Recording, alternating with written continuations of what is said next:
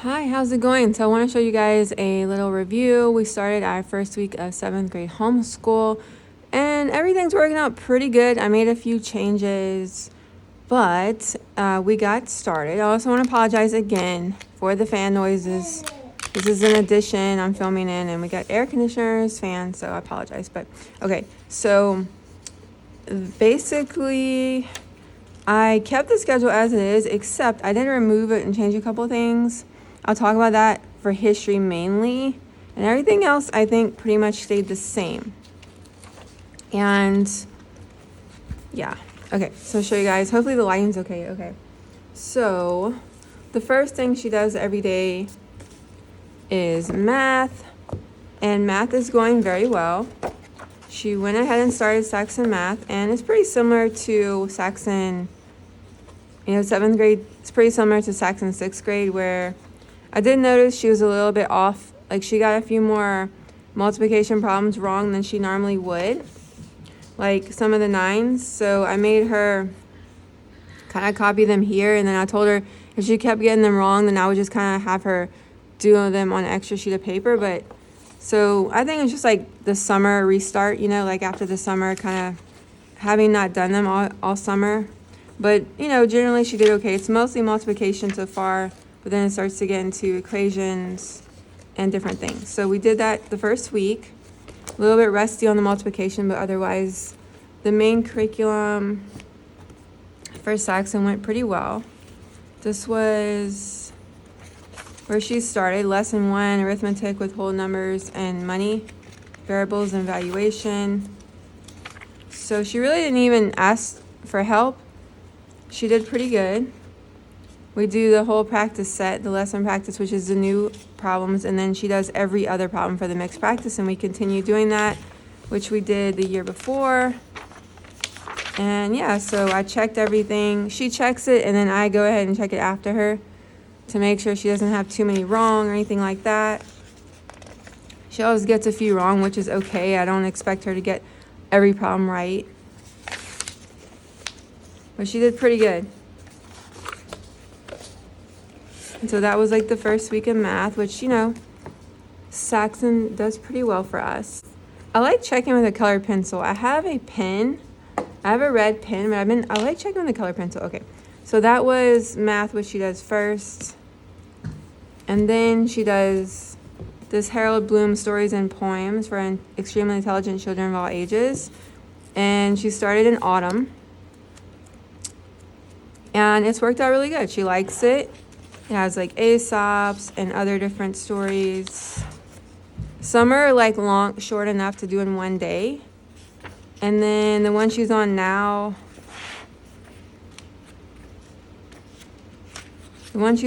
she actually broke up because it is, I think, an excerpt from Sherlock Holmes. Yeah, Arthur Conan Doyle, The Problem of Thor Bridge. So it's kind of long. So she divides it. She's dividing it. So some are longer, and that's okay. But generally, it's just like she gets a little bit of reading done every day, and that's her first oral reader. And then I noticed something about this 101 story starters that I didn't notice before when I did the first haul and curriculum video, is that it's really nice because you can also use it for editing and for paragraph formation and for grammar, not just for creative writing. So I actually like that it kind of added a little bit more to that process, not just creative writing. So I didn't hardcore edit it, but I did some changes, and she's learning how to write paragraphs. This is a very long paragraph, but it's a nice creative writing exercise. And it also lets her practice writing and editing and grammar and stuff like that. So this is working out really good. The story starters, I really like them. And then the big change for language arts this year was grammar. So she started dailygrams, and she said she likes it. I'm still on the fence about it. You don't need a little book like you did for Growing with Grammar. You just do it from this page, because I think in earlier grades with this curriculum or another curriculum they build upon it more. But since this is older grades, I guess it's like one page because you've already learned most of it. So it works out for her.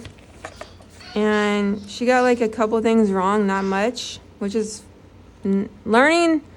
Learning is a process. So I don't mind her getting things wrong, because as long as she can know why she got it wrong, it's like not a big deal for me. I just mentioned that to you guys. But no, it's not like, I'm not like, you got that wrong. No. And what's nice is that you can check it yourself. So I have her check it, and then I kind of usually review everything. She did good. I like it. I like it so far. It's very simple. It's very simple. Okay. So that's pretty much language arts, other than the reading. I'll show you the reading last, because she does the reading last. I'm doing things in order as she does them. So another part of language arts is Latin. And this is the first one. So she's here. And she reads a little bit through it. And that's where she is. I don't make her write these out, but you could. I apologize. My sciences are horrific. We're moving, and I really hope they get better in Louisiana. If not, I guess I'll just have to deal with them, right? I don't know. I'll just move to the desert maybe next, or the beach. I don't know. I don't know. Maybe. I haven't got allergy tested yet, but our whole family's crazy with them, so. Okay, Latin's going well. And then, so for science, she's doing astronomy for curious kids. And she went ahead and started it. So she read all of this so far. And then what I have her do, she's not going to finish until she finishes the entire book. This is what she got so far. Let her do a little bit like of note taking, kind of like, and then she drew a little illustration. So to do like a little recap of what she learned written. Okay. So that was what she's doing so far. We didn't get to the other two books yet. We're doing one book at a time for science. And she does that a little bit twice a week. So that's what she's doing so far in astronomy. And then 13 planets, she started doing this on Fridays, which is like she mainly does one planet a Friday. And so she went ahead and started Mercury. So she's doing the same thing where she's doing like note taking, where she writes some stuff about Mercury on here. And she's going to do that with every planet.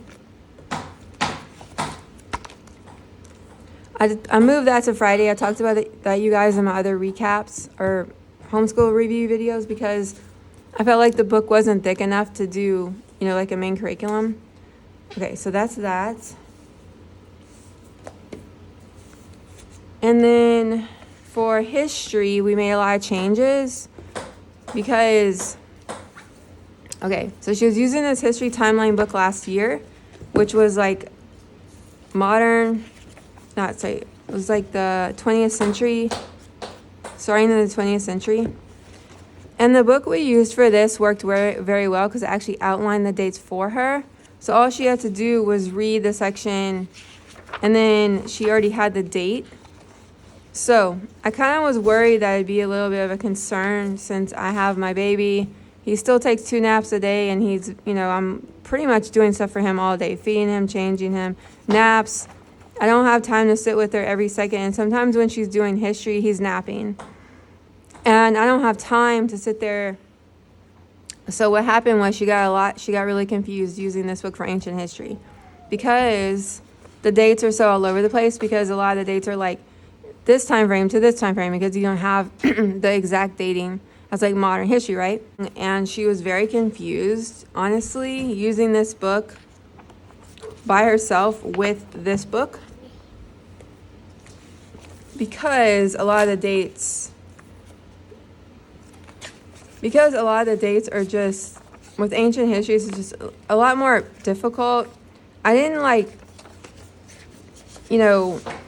and then it starts with like prehistory, I guess. And so some of the dates are even older than the timeline. And then it just was very overwhelming. So I started to look at this book too. And I was like, you know what? I would probably need to sit down and like go through it and pre-mark things. But then I was just like, we were both very kind of like frustrated with the process, because I felt like we needed more of a guide. So I started to look into other history curriculums. I looked back in the Curiosity Chronicles because we used it before. I looked at History Quest, I looked at History Odyssey, and I looked at like Blossom and Root. What I wanted to do, because we used Blossom and Root before too, I wanted to do ancient history, and then the only two I found that I really liked were like Curiosity Chronicles, which you already kind of have the audio. I lost the files, and then we I was looking into History Odyssey because it's for the upper grades. History Quest is for lower grades. History Odyssey uses this Kingfisher history book that is like out of print. And the exact one that they wanted you to use, I believe, I don't know because they don't say the version. They don't say the exact book they want you to use, but they say the title. And so I couldn't find the one that I think they wanted you to use, the Kingfisher. I'm not sure if you can use any version, but some of them were like $40, $60. Some of them were like $12, but I don't know if it's the same cover. I was just getting really frustrated. And then I'd have to invest more money. It would be like over $100 I'd have to spend on History Odyssey, Ancient, and then the books. And I already already bought this book, and I was just like, you know what? So I talked to Portis about it, and she's like, I just really like reading this book. She's like, I love the illustrations. She's like, the timeline's confusing, and I agree. So I was like, you know what? And she goes, and she's like, well, I really had it set in my mind that she finished this timeline. I just wanted to add this in that we decided to continue using the history timeline notebook. I told her not to worry about the dates being perfect and exact, and if it's like a group of dates, a variation of dates, whatever, I told her just to write the date time frame and then to do it. I told her we're not going to focus so much on the timeline as like we did, before, because we had the timeline booked. It was just much easier for her. But I told her like at least to do one date per reading session, per day we do history. And she's like, yeah, so I don't want to give it up. I just don't want to, I think we were focusing too much on it, and she was feeling stressed, and she was getting a lot of dates wrong. But now that we corrected that, we're going to continue it. So, yeah. Also, what I did was scratch this book. I just removed it. It was just adding a little more complication, which was art history. I love the idea of it, but it just is complicating things more. I removed this book. Also removed the Curiosity Chronicles audio files because we were going to add those in, and it just got way too complicated because it just got way too complicated. I was like, it's just too much. I just added on here that she does 15 minutes of reading and history twice a week from that National Geographic book. That's what I did. She said that's what she wants to do. And I was like, I'm the parent educator, I get to decide, but she's loving that book. She just doesn't love doing the timeline with it. So, yeah, that's where we're at. It's okay. That's it. Now this is geography. It's working out really. It's just really simple, She just reviews the maps. She started with North America. I'm also gonna have her do some things written about North America, but she didn't start yet, I don't believe, because she's still working through it. She's gonna do it at the end. She's just kind of looking at it visually, and it's just like, I just wanted her to be able to have something to flip through regarding geography, because I wanted her to do everything in like her art portfolio. And so she redid it because I wanted her to think of the whole composition. It's very hard when you're dealing with a spine and a sketchbook to think about the composition. It's very hard to do the edges and things like that. So I had her redo it. She did a whale, and the only assignment was to use crayons. I didn't really give her any other restrictions. It kind of looks very Lisa Frank. So I had her redo it in this portfolio where she could take it, she could remove it, and I have her remove it and put it, on a desk so that she can use the whole composition. So she wasn't happy with it, but she redid it. It's like a whale. I thought it was a rocket, but she's like, no, it's a whale.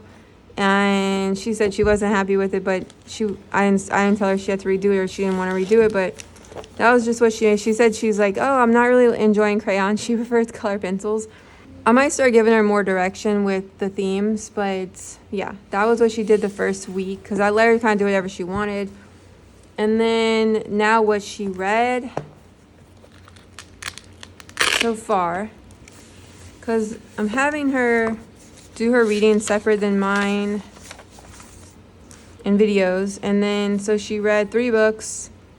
The Usborne Law book, Warriors, she's continuing the Warriors series, Warriors Power of 3, book 4 and book 5. And then she read this Usborne Law for Beginners. She said she liked it. I said, do you still want to be a lawyer? She's like, yes. And she's interested in, what do you call it? Maybe family law. She's also interested in like wills and stuff like that. So she liked it. I don't know that we'll keep it in our collection. Like we might just, I don't know. But she read it, and then she just continuing. Oh, sorry, there's some more she's reading. So this one, oh, these are her new ones. The other ones were from the library, the Warrior Cats. And then, you forgot to mark this one down, Portis. Oh, I did. Oh, I forgot.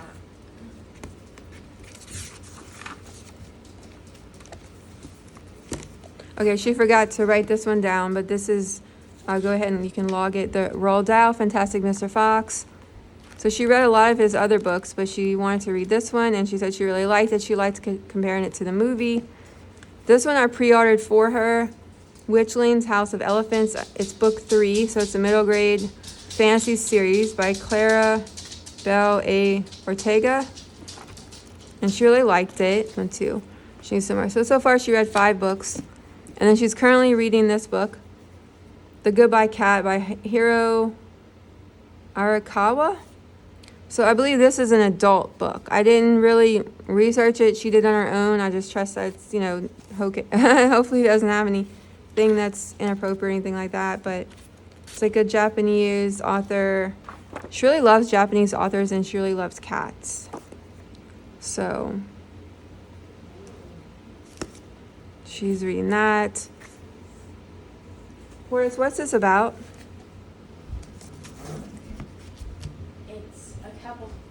It's a couple stories about like cats who like help people and stuff.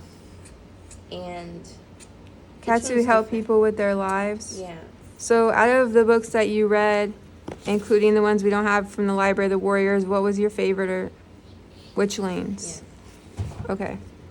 Okay, you guys, so that's it for our first week homeschool wrap-up. Thank you for being here. I'd love for you to like, comment, and subscribe if you haven't already. Have a good day or night. Bye.